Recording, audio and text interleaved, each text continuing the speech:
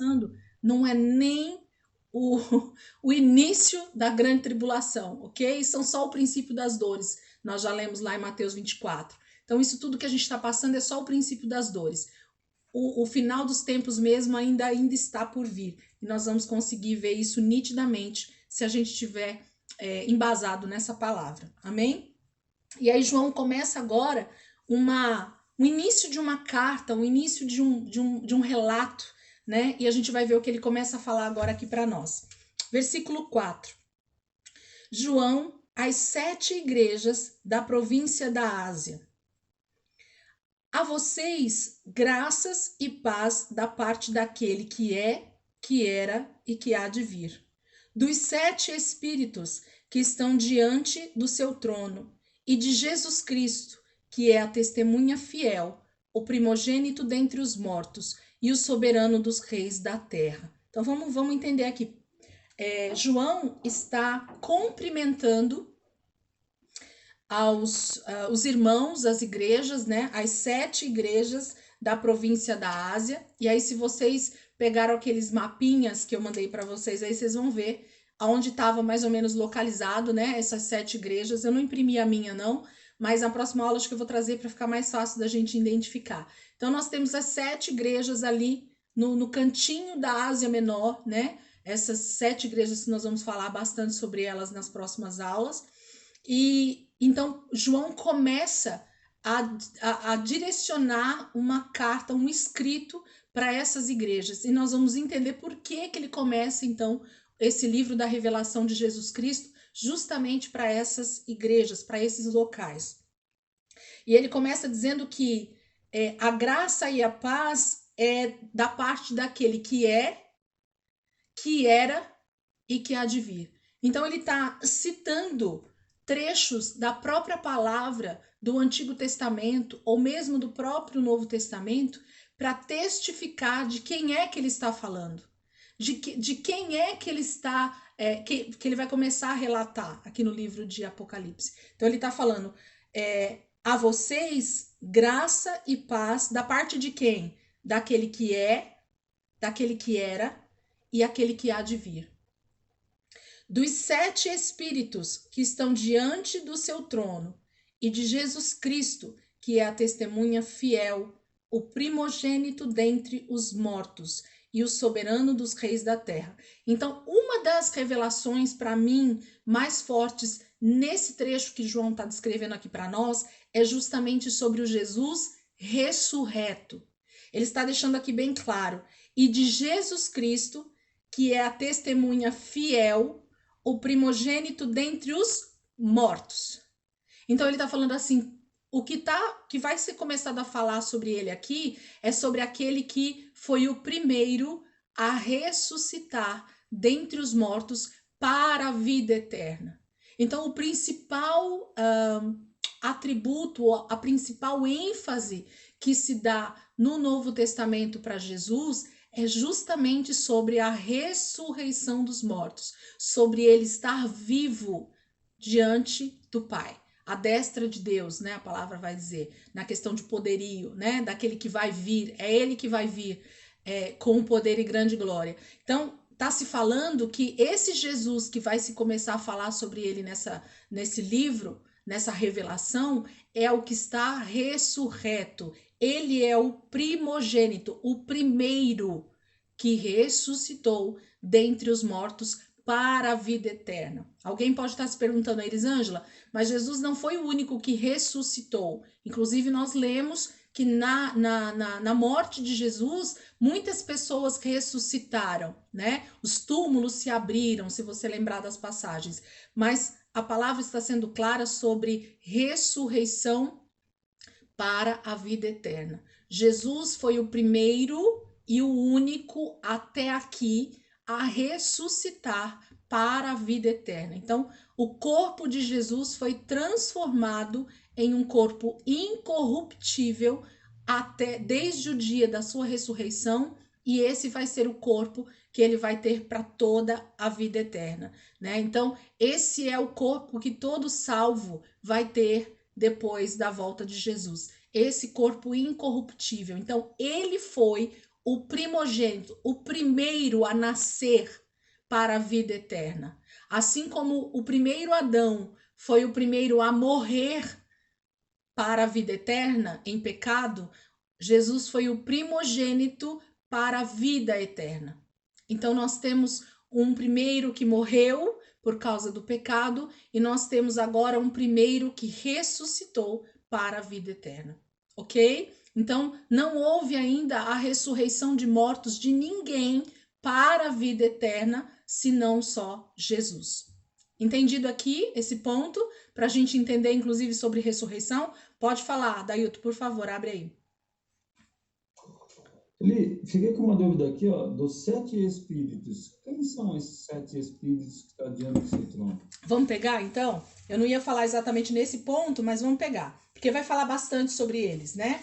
Então, a gente pode pegar ele aqui. Deixa eu só pegar o texto para a gente já ler. Mas está em Isaías. Isaías 11:2. Vamos abrir lá? Isaías 11:2. Vamos ver quem são esses 7 espíritos. Que na verdade é um só. Mas o 7 sempre vai aparecer e nós vamos entender bem esse número 7 dentro do livro de Apocalipse, principalmente. Mas a palavra de Deus, ela tá recheada de 7. Então é um número muito forte para Deus. Isaías 11:2. Vou pegar ele aqui. Isaías 11, verso 2. Diz assim: o Espírito do Senhor repousará sobre ele, o Espírito que dá sabedoria e entendimento, o Espírito que traz conselho e poder, o Espírito que dá conhecimento e temor do Senhor. E ele se inspira no temor do Senhor. Então, vamos contar aqui junto, ó. O Espírito do Senhor repousará sobre ele e o Espírito que dá sabedoria, entendimento, conselho, poder, conhecimento, temor do Senhor e inspirará temor do Senhor. Então, nós temos 7 aqui, certo? Que repousaria sobre quem? Sobre Jesus. De quem está falando aí no capítulo 11 de Isaías? O ramo de Jessé. Vamos pegar o versículo 1? Um ramo surgirá do trono de Jessé, e das suas raízes brotará um renovo, e o Espírito do Senhor repousará sobre ele, o Espírito que dá sabedoria, entendimento, o Espírito que traz conselho e poder, o Espírito que dá conhecimento, temor do Senhor, e ele inspira no temor do Senhor. Não sei como é que tá aí na versão de vocês, deixa eu pegar uma outra versão aqui. Tem alguém que quer ler aí? Pode abrir e ler. Deixa eu pegar uma outra versão aqui para nós, desse versículo 11:2 de Isaías. Espera aí. 11:2. Outra versão tá assim, ó. Repousará sobre ele o Espírito do Senhor, o Espírito de sabedoria, de entendimento, de conselho, de fortaleza, de conhecimento e do temor do Senhor. E do temor e peraí. Repousará sobre ele o Espírito do Senhor, o Espírito de sabedoria, de entendimento, o Espírito de conselho, de fortaleza, o Espírito de conhecimento e de temor. É isso? É o que está aí na de vocês? Então, nós temos os 7 Espíritos de Deus, do Senhor, sobre quem? Sobre quem está? De quem é a revelação que nós vamos começar a entender? De Jesus, ok? Então, sobre Jesus, quando ele encarnou e quando ele ressuscitou, os 7 Espíritos de Deus está sobre ele. Então, na verdade, toda a plenitude de Deus está, os atributos de Deus está sobre Jesus. Então, quando a gente fala em 7, já vou me adiantar aqui, porque a gente vai começar a ver muito a questão de números dentro de Apocalipse, e não acreditem que tem a ver com misticismo, não, porque Deus não é místico no sentido do que a gente entende aí como numerologia e tudo mais. Mas a Bíblia, queridos, ela traz números e símbolos para que a gente entenda a forma com que Deus trabalha. É por isso que os números existem. E o 7 diz a questão do completo, né? A questão do ciclo que se fecha.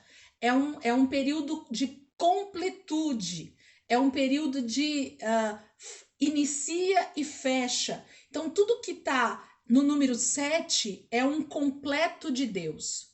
Não é o número de Deus, como alguns falam, ok? Não é o número. Deus não tem um número. Deus é um, Deus é santo, né? Mas todas as vezes que Deus fala de 7, fala de plenitude, fala de ciclo fechado. Débora, se você puder fechar o áudio, só para não, às vezes, dar microfonia para a turma lá, por favor. Então, a questão de realmente um ciclo que se fecha, né? Então, é um todo, é o completo, ok? Então, 7 dias da semana, tantos setes que existem na Bíblia aí, se vocês podem olhar, e tudo tem a ver com início e fim, início e fim. Então, é um completo, é um todo. Então, quando fala dos 7 espíritos, fala de toda a plenitude de Deus sobre a vida de Jesus, ok? Entendido aí os 7 espíritos? Certo? Obrigado, gente. Certinho. Que estão diante do trono de Jesus Cristo, e ele é o primogênito dentre os mortos e soberano dos reis da terra. Então, Jesus é rei dos reis, nós vamos ver isso em outras passagens, mas João já está descrevendo isso para nós aqui. Ele é primogênito dentre os mortos e é o soberano dos reis da terra, ok? Ele nos ama e nos libertou dos nossos pecados por meio do seu sangue. Ele quem? Jesus, né? É dele que nós estamos tendo a revelação aqui. Ele nos ama e nos libertou dos nossos pecados por meio do seu sangue e nos constituiu reino e sacerdotes para servir a seu Deus e Pai. Uau! Jesus, João está descrevendo aqui para nós a revelação de Jesus Cristo. E aí ele fala aqui sobre essa questão da liberdade do pecado através do sangue de Jesus. E a gente sabe que quando a gente crê em Jesus como Senhor e Salvador, então nós somos transportados imediatamente do reino das trevas, de um domínio, né, que é do diabo, para o reino do Filho do seu amor. Então, a partir do momento que eu creio em Jesus como Senhor e Salvador da minha vida, ele então me transporta do reino das trevas para o reino do Filho do seu amor. Colossenses fala isso, né? Acho que 1,14. Então, isso fica muito claro sobre essa questão de quem é Jesus através da libertação, através da salvação, da redenção, né? Mais uma coisa que João está dizendo para nós sobre Jesus Cristo. Ele nos ama e nos libertou dos nossos pecados por meio do seu sangue, pela morte dele, ok? E nos constituiu, então, a partir do momento que ele nos libertou dos nossos pecados, a palavra está dizendo aqui para nós que ele nos constituiu. O que é constituir? É colocar alguém em um cargo, em um ofício, ok? Então, ele nos constituiu reino e sacerdotes para servir quem? A seu Deus e Pai. Então, João está dizendo que Jesus, ele mesmo dá essa adoração, esse serviço ao Deus Pai, né? Ainda que há toda essa dificuldade no entendimento da Trindade, eu posso dizer para vocês que se a gente passar 1 milhão de aulas aqui discutindo sobre essa questão da Trindade, vai ter momentos em que a gente chega em consenso e vai ter momentos que a gente não chega em consenso, porque na verdade entender um Deus na sua plenitude, que é um, mas é três, e são três, mas é um, para a mente humana é algo realmente irreal, ok? Então, não vem ao caso, não é isso que a gente quer discutir agora, mas a palavra está dizendo que Jesus, ele nos constitui reino. Então, o reino de Deus, ele é estabelecido através de Jesus, através da morte de Jesus na cruz, dá início, dá um start no reino de Deus, ok? Então, o reino de Deus é constituído a partir do momento que cada homem ou mulher é salvo. Então, o reino de Deus, você passa a estar, então, agora inserido no reino de Deus. E aí, Jesus, ele então nos constitui reino. Então, ele diz para nós que a partir desse momento nós fazemos parte de um reino, que é o reino do seu Pai, que é o reino de Deus, certo? E o que ele nos constitui também? Sacerdotes, para servir ao Deus, ao seu Deus, né? Jesus está falando sobre o seu Deus, sobre o Pai, que é o próprio Deus. Então, esse versículo, para mim, ao mesmo tempo que ele é difícil, ele é simples. Porque o que Jesus, como filho de Deus, ou como homem que encarnou e morreu, todo o tempo, quando a gente lê nos evangelhos, a gente vê Jesus dando honra ao Pai. Então, tudo que o Pai me diz é o que eu tenho falado para vocês. O que o meu Pai no céu faz é o que eu também faço aqui na terra. Então, durante todo o período em que Jesus encarnado viveu na terra, ele dá honra ao Pai. Por quê? Porque ele era ao mesmo tempo homem e ao mesmo tempo Deus. 100% homem, mas 100% Deus. Então, ele tem que dar honra porque, como homem encarnado, ele não é Deus. Ok? Ele é filho de Deus, o Deus encarnado, ok? Então ele está dizendo que a partir desse momento em que ele é filho, em que ele é o Deus encarnado e que ele traz salvação ao homem, ele constitui então todo aquele que crê nele, que crê no Filho de Deus, ele constitui como um reino. Então você passa a estar inserido no reino de Deus e automaticamente se torna um sacerdote do Deus Todo-Poderoso. Então, Jesus é como se fosse o primeiro, que a própria palavra diz, ele é o sumo sacerdote, mas nós somos constituídos a partir de então sacerdotes. E o que era o sacerdote? Tanto no Velho Testamento e muito provavelmente o que vai acontecer então nos últimos dias, depois que Jesus vier.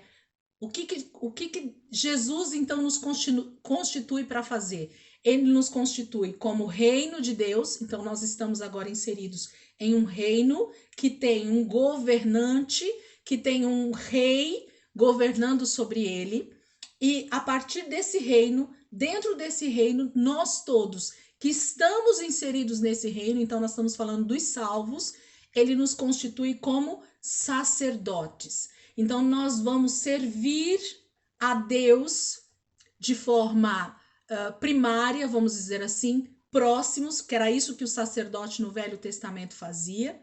Então, o sacerdote era aquele que era o mediador, né, entre Deus e os homens, entre o Deus Todo-Poderoso e as outras 11 tribos, né? Então, a tribo de Levi é a representação para nós do que é uma tribo sacerdotal, ok? Então, aqui no Novo Testamento, a palavra está dizendo que Deus nos constitui reino e sacerdotes. Então, dentro do reino de Deus, existe uma forma de se servir a Deus. Esses salvos vão ter os seus ofícios diante de Deus, que é ser sacerdotes. Então, nós seremos um reino de sacerdotes para o Deus e Pai. Ok? Até aqui? Deu para entender essa minha explicação? Ou ficou muito conturbado? Eu tento achar um caminho melhor para explicar isso para vocês. Deu para entender ou ficou muito ruim? Fala aí alguém. Joia? Até aí? Eu vou só terminar esses 2 versículos aqui, porque aí a gente começa o 9, é uma outra sessão. E aí ele diz assim: a ele, a quem, né, ao Deus e Pai, a Jesus, sejam glória e poder para todo o sempre. Amém. E eis que ele vem com as nuvens e todo olho verá. Então, como vai ser a vinda de Jesus? Ele vem nas nuvens e todo olho verá. Então, não vai ser uma coisa escondida, ok? A volta de Jesus vai ser vista por todo olho verá. até mesmo aqueles que o transpassaram. Quem foram os que transpassaram a Jesus? Não foram os soldados ali na cruz, mas foi todo aquele que, e principalmente os judeus, né, no sentido de povo escolhido, que negaram quem ele era. Então, todo aquele que nega Jesus como Senhor, como Messias, como Salvador da terra, como Redentor, esses é que vão ver também. Então vamos lá. E eis que ele vem com as nuvens, e todo olho verá, até mesmo aqueles que o transpassaram, e todos os povos da terra se lamentarão por causa dele. Então está dizendo que aqueles que não creram que ele era o Filho de Deus e que ele tinha vindo à terra para justamente trazer redenção sobre a terra, esses também vão ver quando ele vir nas nuvens e eles vão se lamentar por causa dele. Por quê? Porque eles vão ter a total consciência de que eles não creram em alguém que era verdadeiramente o Filho de Deus, ok? Então, essa consciência de quem Jesus é no momento da sua volta vai ficar muito forte na mente e no coração de toda a humanidade, ok? Assim será, amém, ele diz. Versículo 8. Eu sou o Alfa e o Ômega, diz o Senhor Deus, o que é, o que era e o que há de vir, o Todo-Poderoso. Então, ele está dando um breve relato de quem é essa revelação que nós vamos ter durante todo o livro de Apocalipse. De quem é que nós vamos falar? Do que vai estar sendo falado dentro do livro de Apocalipse? De Jesus Cristo, o leão da tribo de Judá, aquele que é o primogênito dentre os mortos, aquele que é, que era e que há de vir. Deixa eu só falar uma coisa aqui para vocês, já para mim não esquecer.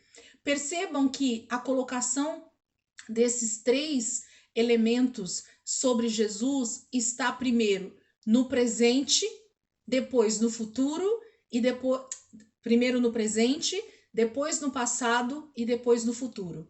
Aquele que é, que era e que há de vir. De quem nós estamos falando? De Jesus Cristo. Então, ele é, ele era Jesus, a mesma coisa, e ele vai ser Jesus da mesma forma. Então, a revelação que nós vamos ter a respeito de Jesus é alguém que é nesse momento da história, ele é o Filho de Deus, aquele que veio encarnado ao mundo, ele era também o Filho de Deus que viria e seria encarnado e traria redenção sobre toda a terra, e ele vai ser, e ele virá, e ele vai vir como o Filho de Deus que foi encarnado e ressuscitou ao terceiro dia e está vivo e ele vai vir para reinar. Então, a colocação é sempre do presente para os extremos, né? Ele é. Ele nunca deixou de ser. Ele é o Filho de Deus. Ele é Jesus Cristo, aquele que ressuscitou dentre os mortos, tá bom? Então, nos dois versículos, tanto no versículo 4 quanto aqui no finalzinho do versículo 8, ele diz da mesma forma o que é, o que era e o que há de vir. O Todo-Poderoso. Então, ele está falando sobre Jesus, sobre essa revelação de quem ele é. Semana que vem, a gente vai começar então a falar a partir do versículo 9. Marquem aí para a gente não esquecer. E a gente já vai entrar dentro dessas igrejas que João está escrevendo para elas. E a gente vai começar então descrever minuciosamente todo esse processo que ele descreve para essas 7 igrejas. E vocês vão ver como é fantástico ver como essas igrejas elas eram e elas ainda são as mesmas desde o primeiro século e elas vão ser até a volta de Jesus da mesma forma e a repreensão é a mesma e a forma de Jesus ver essa igreja é a mesma, ok? Então, estejam atentos. Eu até tinha um material que eu gostaria que a gente tivesse xerox coloridas. Eu vou ver se eu consigo separar para ficar de uma forma mais simples. É um material que eu tenho, meu, de estudo, mas que ficaria bem mais fácil para a gente conseguir entender sobre as 7 igrejas. Se vocês não se importarem de fazer essas xerox para a gente estudar junto, eu acredito que vai ficar um pouco mais fácil para a gente ir entendendo cada ponto das 7 igrejas e as suas comparações e tudo mais, tá bom? Então eu vou, até segunda-feira eu devo separar esse material e aí eu mando para vocês, se vocês acharem melhor imprimir colorido de preferência, façam e deixam aí para a gente poder conversar junto. Se vocês também não quiserem, não tem problema, a gente vai conseguir explicar tudo isso e vocês vão fazendo as anotações de vocês aí, tá bom? Deus abençoe. Oi, Juju, você já estava por aí, nem vi você entrar. Oh, glória. Tô vendo ela aqui agora. Pastor Marcos, pode fazer essa oração para nós finalizarmos, por favor?